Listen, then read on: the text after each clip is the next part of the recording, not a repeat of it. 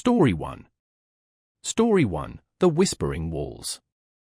The old Victorian house loomed over me, its dark windows like vacant eyes staring into my soul. Mrs. Hemlock, a frail woman with a nervous tremor, paid me extra to stay late. Little Timmy, she explained, was a sound sleeper. He wouldn't even notice I was there. I scoffed internally, babysitting was easy money. The house creaked and groaned around me. It smelled of dust and something faintly metallic, like old pennies. Timmy, all of 6, was already tucked into his 4-poster bed, a small lump under a mountain of blankets. His room was cluttered with antique toys, porcelain dolls with vacant stares, and worn-out teddy bears with mismatched button eyes.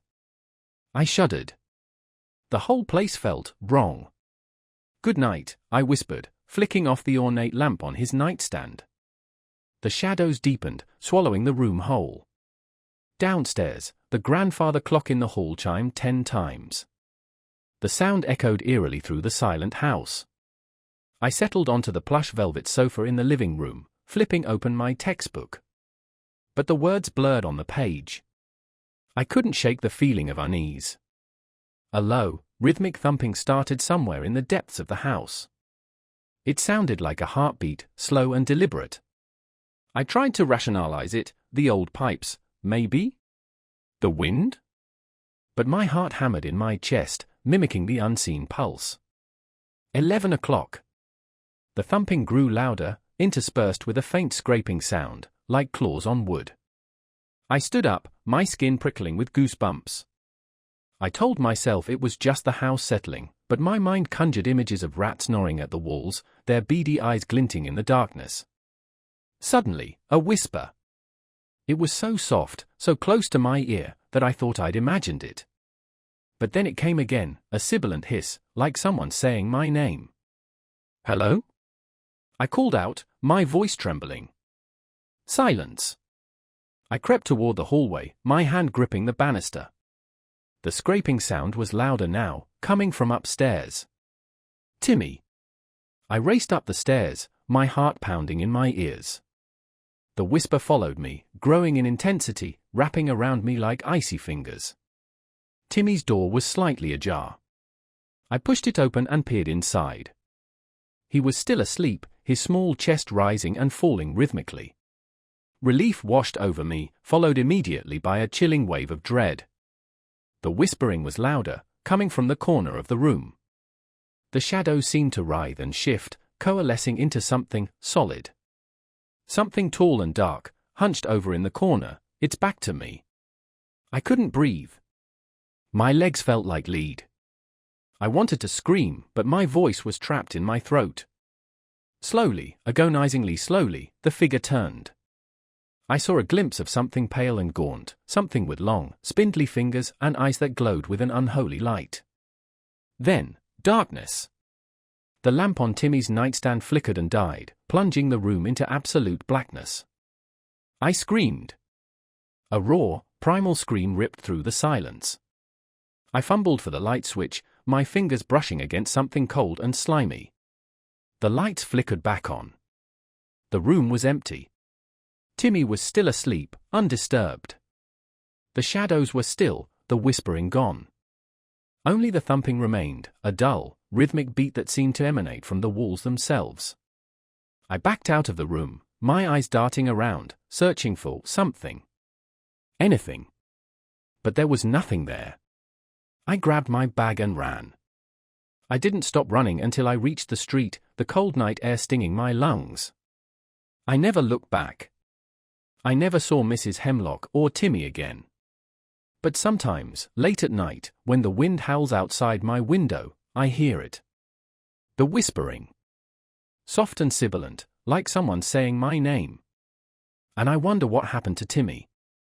I wonder what lurks in the shadows of that old Victorian house, waiting in the dark. I wonder if it's still there, listening, waiting for me.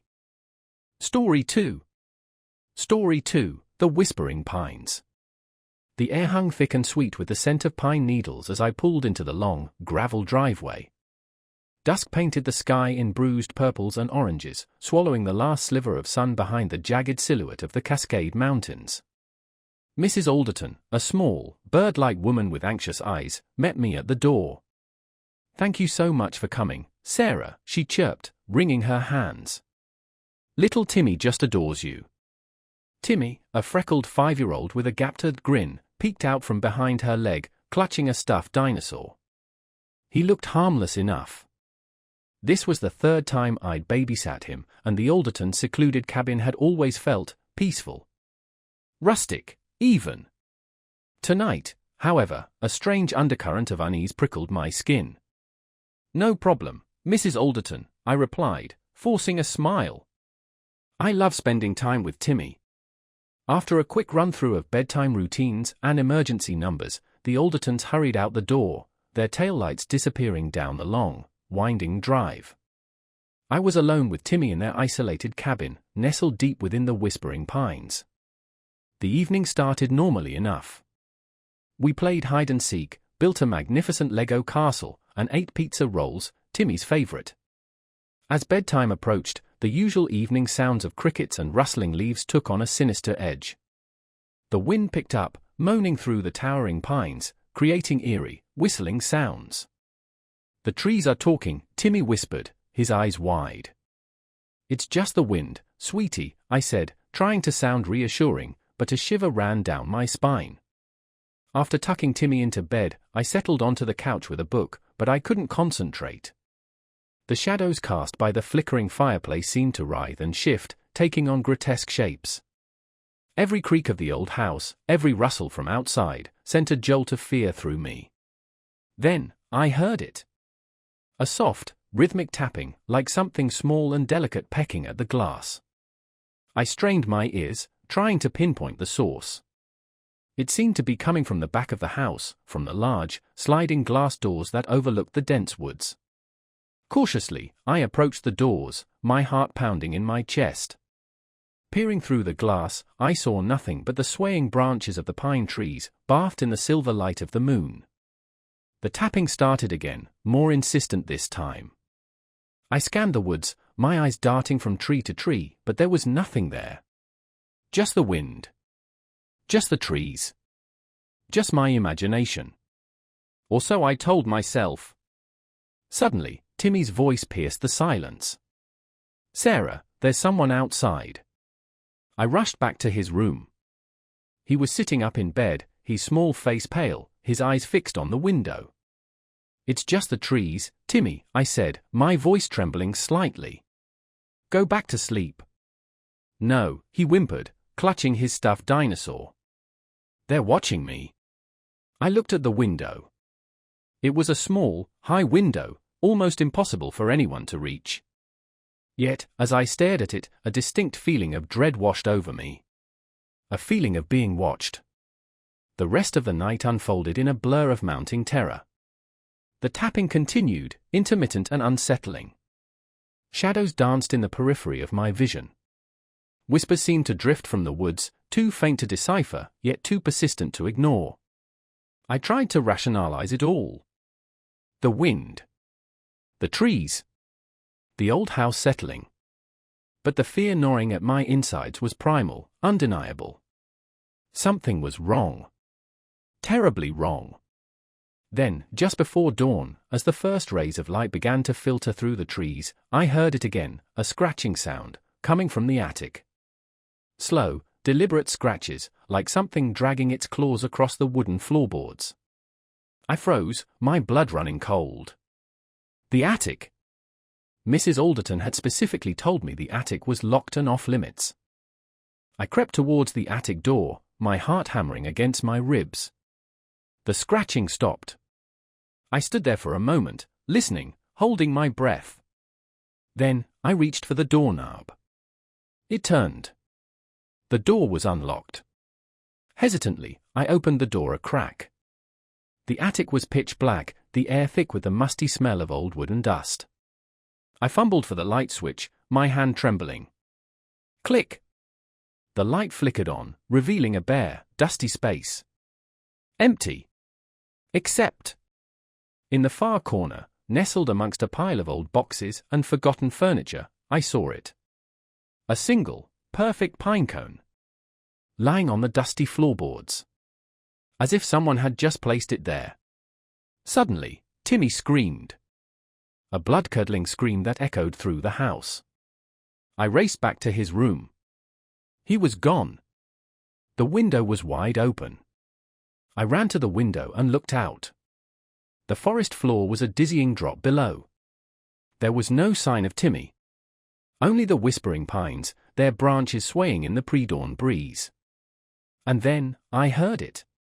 A soft, childish giggle, drifting from the woods. Faint, but distinct. A giggle that sent shivers down my spine and made the hairs on the back of my neck stand on end. I stood there, paralyzed with fear, the chilling giggle echoing in my ears, the pinecone in the attic burned into my memory. The sun began to rise, painting the sky in hues of pink and gold, but the darkness in the woods remained. A darkness that held a secret. A secret I knew I would never uncover. And a terrifying question lingered: where was Timmy? And what was lurking in the whispering pines? Story 3. Story 3, The Whispering Walls. It was a Friday night, and the crisp autumn air nipped at my exposed skin as I walked to the Hendersons' house. Babysitting their 8-year-old twins, Lily and Ethan, was my regular Friday gig. Their sprawling Victorian house, with its gingerbread trim and looming shadow, always gave me a slight unease, but the pay was good, and the kids were usually well behaved. Mrs. Henderson greeted me with a warm smile, her usual frantic energy dialed down for once. "They're already in bed," she said, handing me a 20 and a slip of paper with their emergency contact information. "Just call if you need anything." The house felt unusually quiet after they left. I settled onto the plush sofa in the living room, a thick history book in my lap, the rhythmic tick-tock of the grandfather clock in the hall the only sound. An hour ticked by, peaceful and uneventful. Then, a faint creak from upstairs. Probably just the house settling, I thought, dismissing it. But then another creak, followed by a soft thump. I listened intently, holding my breath. Silence. I rationalized it away. Old houses make noises, right? Another half hour crawled by, and I felt a chill despite the warmth emanating from the fireplace. A low whisper, barely audible, drifted down from the hallway. My heart pounded against my ribs. I strained to hear, convinced I'd imagined it. Then, it came again, clearer this time, a child's whisper, but the words were indistinct. I slowly stood up, my book sliding to the floor with a soft thud.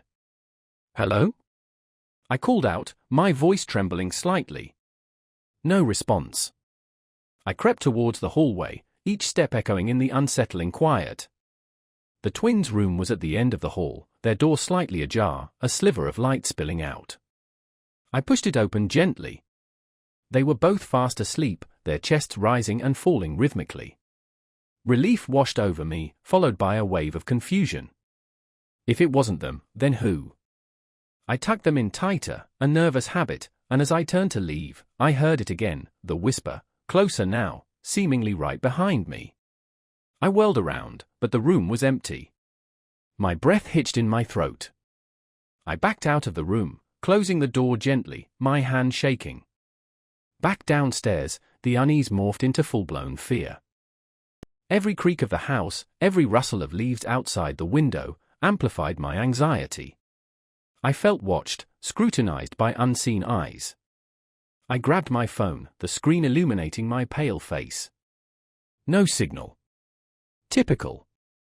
The Hendersons' house was notorious for its spotty reception.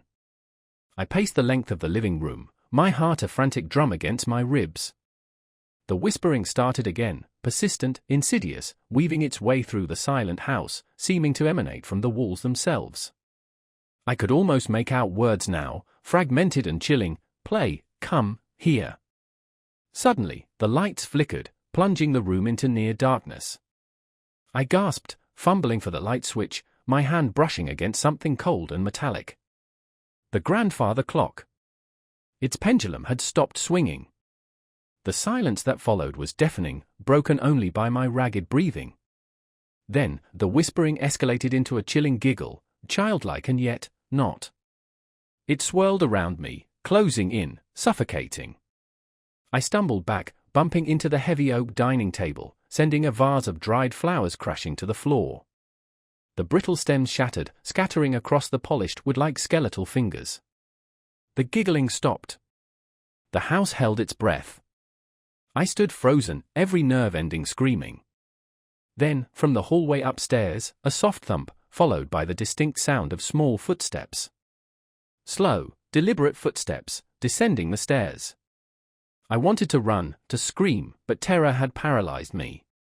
I watched, helpless, as the shadow of a small figure stretched across the wall, growing larger with each descending step. The faint light from the hallway illuminated the figure, a child, small and pale, its face obscured by shadows. Its eyes, however, glowed with an unnatural luminescence, two burning embers in the darkness. It stood at the bottom of the stairs, staring at me, its lips curled into a chilling smile.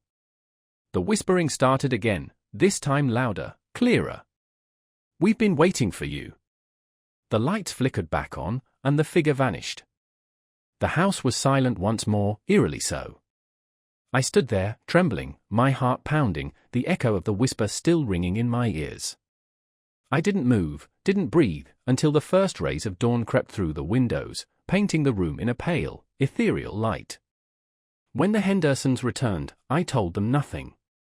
How could I explain the whispers, the giggling, the shadowy figure? They'd think I was crazy.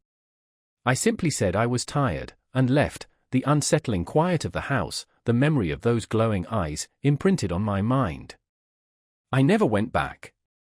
But sometimes, late at night, when the wind howls outside my window, I hear it again, a faint whisper, a chilling giggle, reminding me of the night I spent in the whispering walls of the Henderson house, and the unseen presence that still lurks within.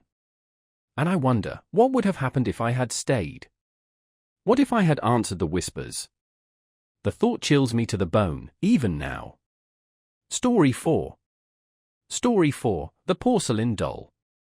The Brady's house always smelled of cinnamon and potpourri. Mrs. Brady, a stout woman with a smile that crinkled the corners of her eyes, always baked fresh cookies when I came over to babysit little Emily. It was a Friday night, typical in every way. Emily, all of 7, was glued to the television, lost in a world of animated princesses. I sat on the floral-patterned couch, flipping through a magazine, the scent of sugar and spice hanging heavy in the air. "Lily?" Emily's small voice broke through the cartoon's jingle. "Yeah, Em? Can we play with my dolls?" I glanced at the clock. It was only 7:30. "Sure, honey." Emily led me up the carpeted stairs to her room, a kaleidoscope of pink and purple. She skipped ahead, her blonde pigtails bouncing, and disappeared into the closet. I heard the rustling of fabric, then a soft thump.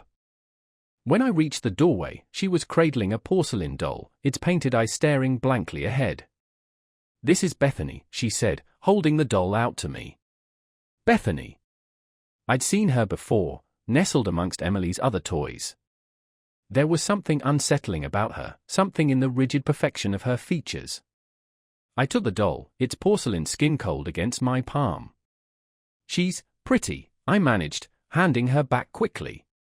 We played for a while, tea parties and imaginary adventures. But as the evening wore on, a strange unease began to creep over me. The shadows in Emily's room seemed to deepen, stretching and distorting into grotesque shapes. I chalked it up to the flickering streetlights outside her window, but the feeling persisted. Around 9 o'clock, Emily started yawning. I tucked her into bed, the porcelain doll clutched tightly in her arms. As I turned to leave, I heard a faint clicking sound. I stopped, listening. Silence. I returned downstairs, the silence now heavy and oppressive. The cinnamon scent, once comforting, now felt cloying, almost nauseating. I switched on more lights, but the shadows remained, lurking in the corners of the room. A floorboard creaked upstairs. I froze, my heart pounding against my ribs. "Emily?" I called out, my voice shaky. No answer. I crept back upstairs, each step echoing in the stillness. I pushed open Emily's door. Moonlight streamed through the window, illuminating the empty bed. The porcelain doll was gone. Panic clawed at my throat. I checked under the bed, behind the dresser, in the closet. Nothing. I raced back downstairs, searching the living room, the kitchen, the dining room. Empty. Suddenly, a childish giggle echoed from the hallway. I whirled around, my blood running cold. Standing at the end of the hall, bathed in the dim light from the kitchen, was Emily. But something was wrong. Terribly wrong. Her eyes, normally bright and full of life, were glazed over, almost milky white. Her smile was stretched wide, unnatural, revealing teeth that seemed too sharp, too pointed.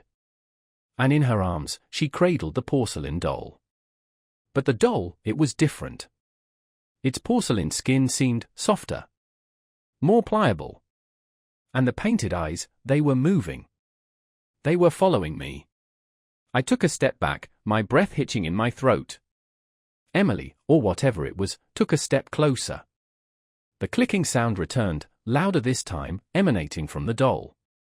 I could see it now, a small, pulsating growth on the doll's porcelain cheek. It throbbed, expanding and contracting, like a beating heart. Another giggle, high-pitched and unsettling, escaped Emily's lips. The doll's painted eyes fixed on mine, and a slow, sickening grin spread across its porcelain face. The skin on its hand seemed to ripple, the fingers elongating, reaching towards me. I stumbled backward, my mind screaming. I had to get out. I turned and ran, blindly, desperately, down the hall, through the living room, towards the front door. I fumbled with the lock, my hand shaking uncontrollably. The clicking sound grew louder, closer. I could hear the soft padding of footsteps behind me. Finally, the lock clicked open. I yanked the door open and stumbled out into the cool night air, not daring to look back. I ran until my lungs burned and my legs ached. I didn't stop until I reached my own house, collapsing on the front porch, gasping for breath. The next morning, I called the Bradys. Mrs. Brady answered, her voice cheerful and unconcerned. She said Emily was fine, playing with her dolls. She thanked me for babysitting and said they'd see me next week. I didn't go back. I couldn't. The memory of Emily's vacant eyes, the doll's pulsating cheek, the clicking sound, haunted my every waking moment. Sometimes, late at night, I still hear it. A faint clicking, growing louder, closer. And I wonder, what happened to Emily? What happened to the porcelain doll? And what will happen to me?